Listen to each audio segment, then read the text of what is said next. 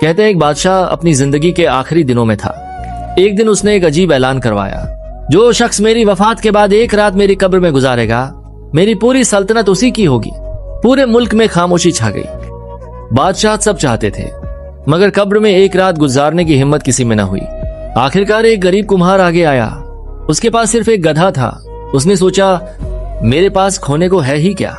बादशाह के इंतकाल के बाद उसे कब्र में उतार दिया गया, मगर रात शुरू होते ही उसे यूं महसूस हुआ जैसे उससे हिसाब लिया जा रहा हो। सवाल हुआ, तुमने एक दिन अपने गधे को भूखा क्यों रखा? फिर पूछा गया, उस पर उसकी ताकत से ज्यादा बोझ क्यों डाला? गुस्से में उसे मारा क्यों?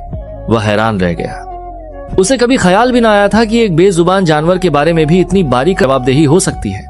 सुबह जब कब्र खोली गई तो वह रोता हुआ बाहर निकला और चीख कर बोला, मैं तो एक गधे का हिसाब नहीं दे सका, पूरी रियाया का हिसाब कैसे दूंगा?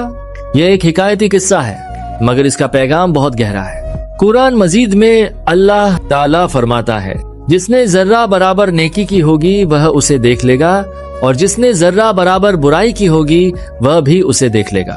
सोचिए, अगर एक बेजुबान जानवर के हक का भी हिसाब हो सकता है, तो फिर इंसानों के हुकूक, वालिदैन के आंसू, किसी का दिल तोड़ना, जुल्म व नाइंसाफी और हमारी जबान से दी गई तकलीफ का हिसाब कितना बड़ा होगा। असल कामयाबी दुनिया का तख्त हासिल करना नहीं, बल्कि अल्लाह के सामने सरखुरू होकर खड़ा होना है। अगर आज रात हमें भी अपनी कब्र में उतरना पड़ जाए, तो क्या हम अपने अमाल का हिसाब देने के लिए तैयार हैं?